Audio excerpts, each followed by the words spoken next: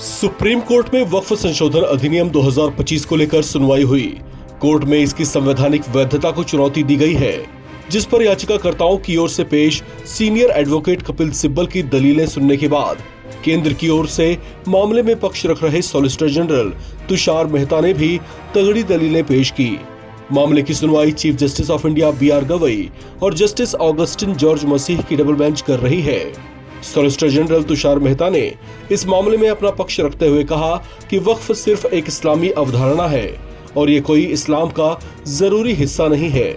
उन्होंने कहा कि जिस तरह से मंदिरों में दान या चढ़ावा होता है, चर्चों में चैरिटी की जाती है, उसी तरह से वक्फ भी है, जो कि इस्लाम की कोई अनिवार्य बात नहीं है।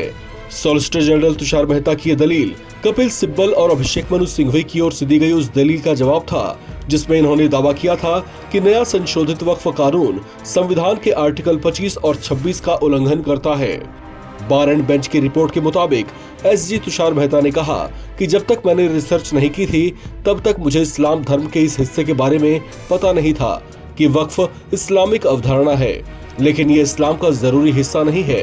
उन्होंने कहा कि चैरिटी का कॉन्सेप्ट हर धर्म में मौजूद है, ईसाई धर्म में भी, लेकिन सुप्रीम कोर्ट कहता है कि किसी के लिए भी ये जरूरी नहीं है।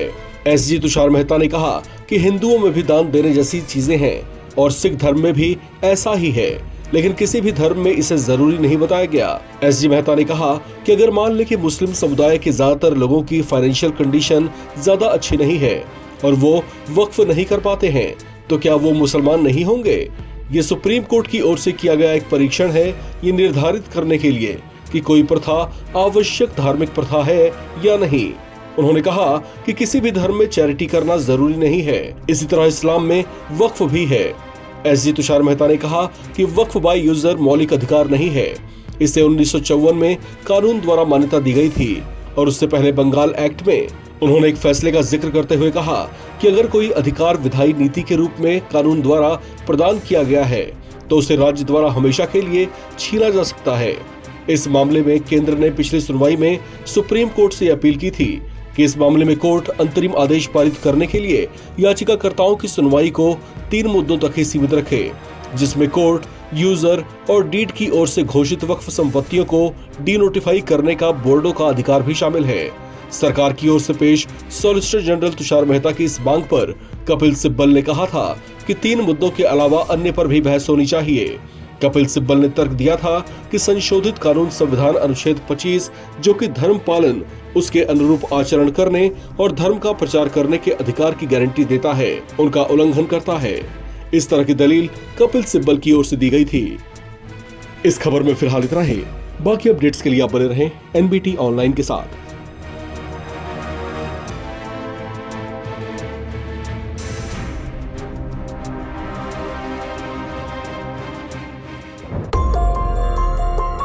सुप्रीम कोर्ट में संशोधित वक्फ कानून को चुनौती देने वाली याचिकाओं पर एक साथ सुनवाई हुई।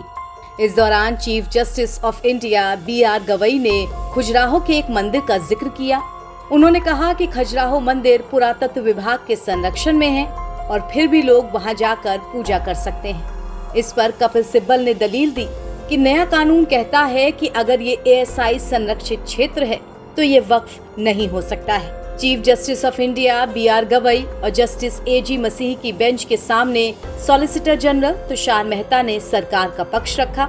सॉलिसिटर जनरल ने कहा कि शुरुआत में 3 पॉइंट्स तय किए गए, हमने तीनों पर जवाब दिया, लेकिन पक्षकारों ने इन तीनों में भी अलग अलग मुद्दों का जिक्र किया।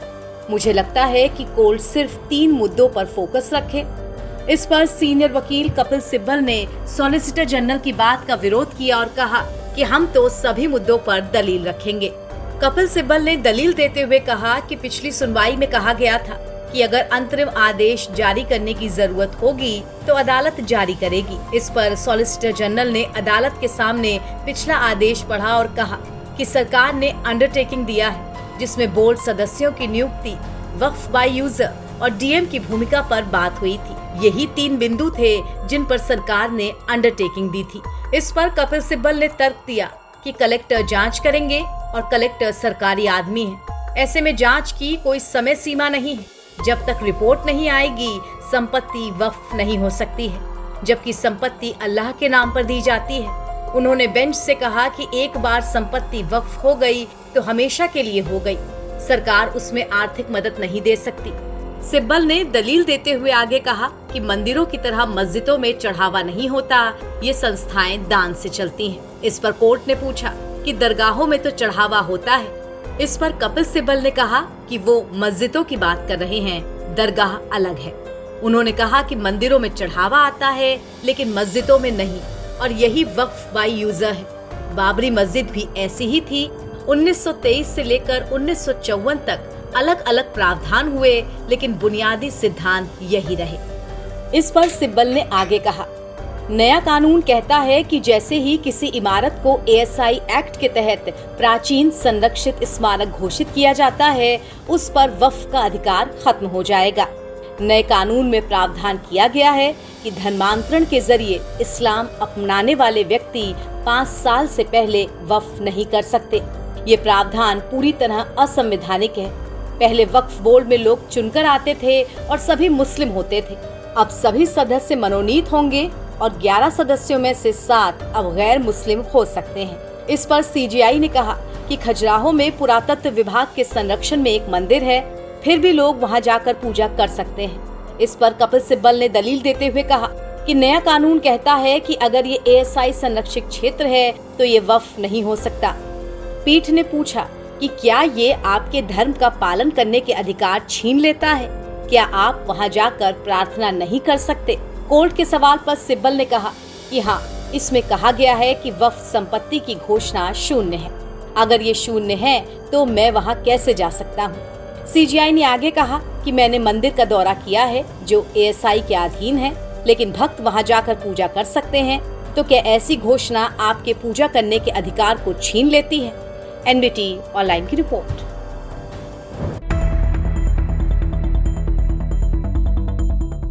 सुप्रीम कोर्ट में वक्फ संशोधन अधिनियम 2025 की संवैधानिक वैधता को चुनौती देने वाली याचिकाओं पर सुनवाई हुई। सुनवाई chief justice of India BR Gavai और जस्टिस ऑगस्टिन जॉर्ज मसीह की डबल बेंच ने की। मामले की सुनवाई में केंद्र सरकार की ओर से सॉलिसिटर जनरल तुषार मेहता और याचिकाकर्ताओं की ओर से सीनियर एडवोकेट कपिल सिब्बल के साथ अभिषेक मनु सिंघवी की जोरदार बहस देखने को मिली। कपिल सिब्बल ने नए संशोधित कानून पर आपत्ति जताते हुए कहा कि इससे धर्म विशेष के अधिकार प्रभावित हो सकते हैं। उन्होंने कहा कि ऐसा कानून संवैधानिक तौर से वैध नहीं हो सकता।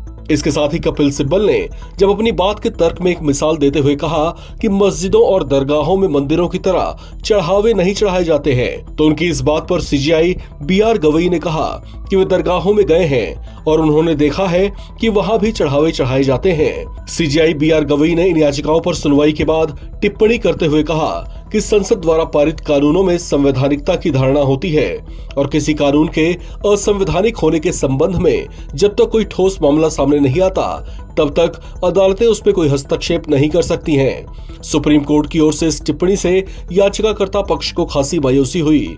याचिकाकर्ताओं की ओर से पेश कपिल सिब्बल और अभिषेक मनु सिंघवी की ओर से दलीलें पेश किए जाने के बाद CGI गवई ने वक्फ संशोधन अधिनियम 2025 की संवैधानिक वैधता को चुनौती देने वाली याचिकाओं पर ऐसी बड़ी टिप्पणी की थी। इस मामले में केंद्र सरकार ने सुप्रीम कोर्ट से अपील की है कि इस मामले में कोर्ट अंतरिम आदेश पारित करने के लिए याचिकाओं की सुनवाई को 3 मुद्दों तक ही सीमित रखे, जिसमें कोर्ट यूजर और डीड की ओर से घोषित वक्फ संपत्तियों को डीनोटिफाई करने का बोर्ड का अधिकार भी शामिल हो। सरकार की ओर से पेश सॉलिसिटर जनरल तुषार मेहता की इस मांग पर कपिल सिब्बल ने कहा कि 3 मुद्दों के अलावा अन्य पर भी बहस होनी चाहिए। कपिल सिब्बल ने तर्क दिया कि संशोधित कानून संविधान के अनुच्छेद 25 जो कि धर्म पालन, उसके अनुरूप आचरण करने और धर्म का प्रचार करने के अधिकार की गारंटी देता है, उसका उल्लंघन करता है। 3 मुद्दों में से एक मुद्दा है waqf by court, waqf by user या वक्फ बाय डीड द्वारा घोषित संपत्तियों को डीनोटिफाई करने की शक्ति। याचिकाकर्ताओं द्वारा उठाया गया मुद्दा राज्य वक्फ बोर्डों और केंद्रीय वक्फ परिषद की संरचना से संबंधित है, जहां उसका तर्क है कि पदेन सदस्यों को छोड़कर केवल मुस्लिम सदस्य ही इन संस्थाओं में होने चाहिए। तीसरा मुद्दा उस प्रावधान से संबंधित है जिसके तहत जब कलेक्टर ये पता लगाने के लिए जांच करेगा कि वक्फ घोषित की गई कोई भूमि सरकारी है या नहीं, तो जांच रिपोर्ट आने तक संपत्ति को वक्फ नहीं माना जाएगा। आपको बता दें कि देश में नया वक्फ कानून आने के बाद से ही इस पर दो अलग अलग तरह की प्रतिक्रियाएं देखने को मिली थीं, जिनमें पहले वो लोग थे जिन्होंने नए वक्फ संशोधन कानून का स्वागत किया था। इनमें बड़ी संख्या में मुस्लिम समुदाय के लोग भी शामिल थे। दूसरे वे लोग थे जिन्होंने नए संशोधित कानून का पुरजोर विरोध किया था, जिसमें कई मुस्लिम संगठनों के अलावा कई विपक्षी पार्टियों के लोग भी शामिल थे। हालांकि ये मामला अब सुप्रीम कोर्ट में पहुंचा हुआ है, जहां पर इसमें अंतरिम आदेश आना अभी बाकी है। फिलहाल इस मामले पर बहस जारी है।